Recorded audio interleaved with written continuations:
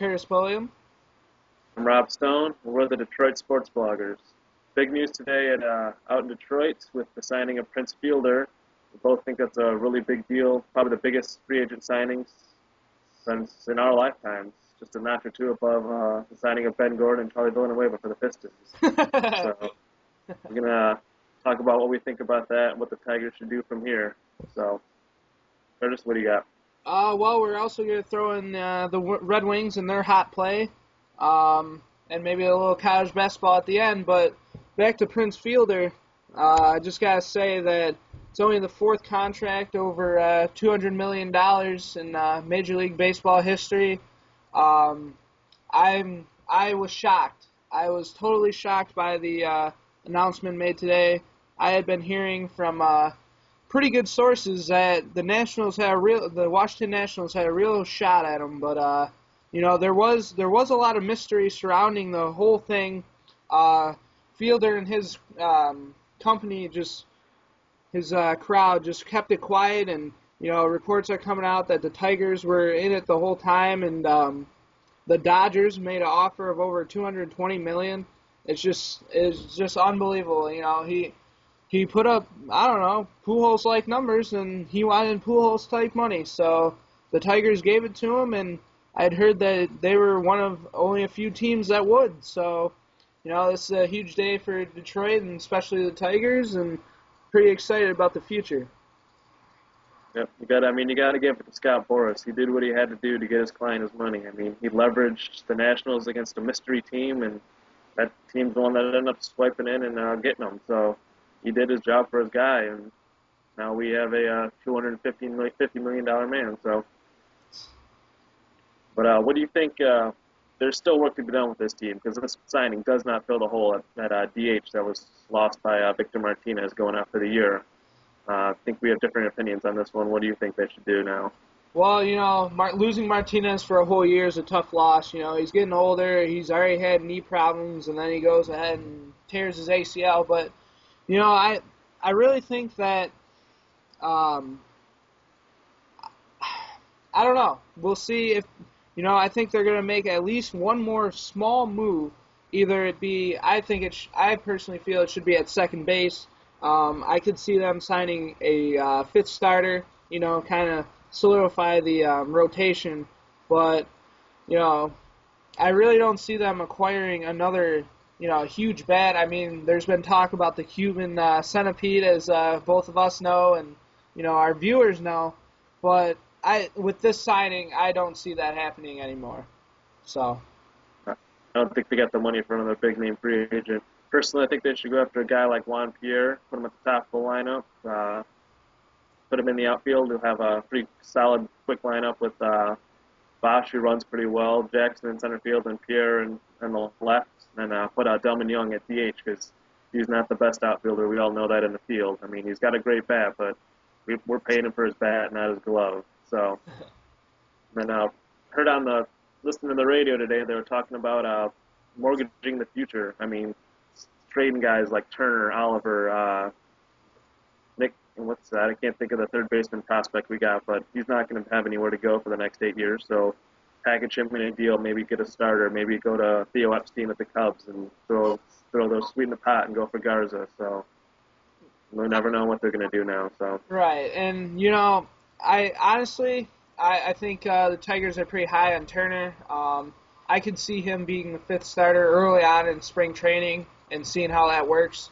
I mean, there's no doubt he's going to get starts because, Dombrowski's really high on him. But I could also, go for it now. I could definitely see them, like you said, trading that third base prospect and maybe a Turner or Oliver to the Cubs. For Matt Garza. So, that's still a possibility. Those are going to be that's going to be floating around. There's still, like you brought up today in the blog, Roy Oswalt. I mean, why not? Why wouldn't he want to come here? So there's just so many possibilities that they could do. But let's talk about the order a little bit. I would like to hear your thoughts on that. Well, the roster's going to stay the same. I mean, you got to keep Austin Jackson up at the top. I put Bosch in the 2-hole, put Delmon Young batting third right behind him. He had a great year with Cabrera in front of him. And then depending on who's on the mound, I mean, you can go you got left-right combo of Miguel Cabrera and Prince Fielder, so just depends on who's on the mound. Batting sixth, I'd probably have to go Peralta batting right behind him, and then Avila batting seventh, Santiago eighth, and then whoever they're going to put at third or put in the DH slot, I guess, would be batting ninth right now. So it just depends on what they do. It just proves that DH hole is a big spot because you can't have a designated hitter batting ninth. So they got to do something. Yeah, and I agree for the most part. You gotta leave Jackson on top. I wouldn't be surprised if they actually put Don Kelly in the 2-hole at DH. That a move Jim Leyland would make, I believe. Third, you gotta go with Fielder. Fourth, you gotta go with Cabrera. Batting fifth, Peralta.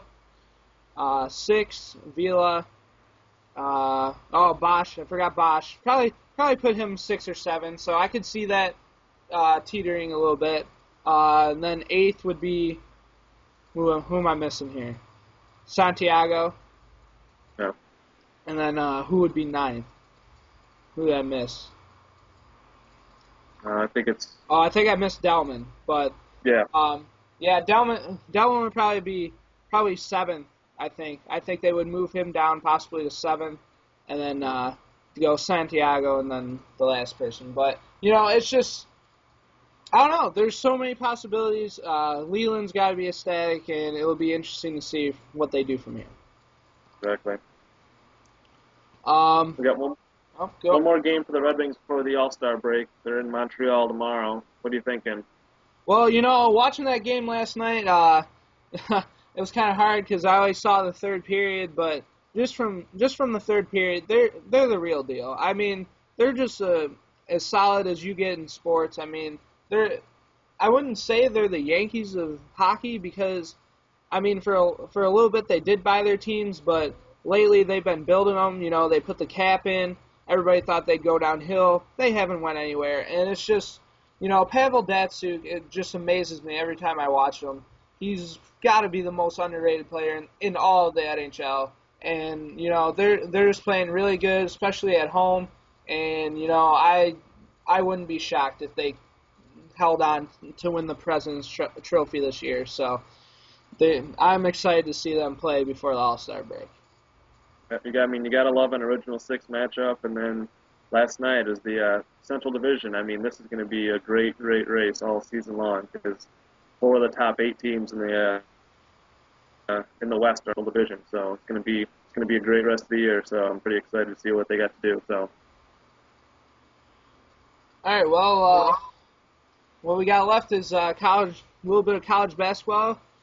Michigan held on to a 66-64 win tonight at Purdue. Michigan's first true road win this season. It was a little worrisome. Purdue went on a 17-3 run there. I thought Michigan was going to fall apart, but they held their own. And for Michigan State, they have a home game against Minnesota tomorrow. Knowing Izzo, it'll probably be an easy win, but anything can happen in the Big Ten, so it should be a good game. Yeah, I mean, it's good. And Michigan's a pretty young team, so, I mean, to be able to face a 17-4 run coming at you on the road and be able to hold on for a victory, that's big. Michigan State, I mean, they're business as usual for Izzo, coming down to getting close to the tournament here, getting ready to wrap up and getting ready to be Izzo's time, so. All right, well, I believe that's it, Rob, so thanks a lot. All right, we'll see you guys on Friday.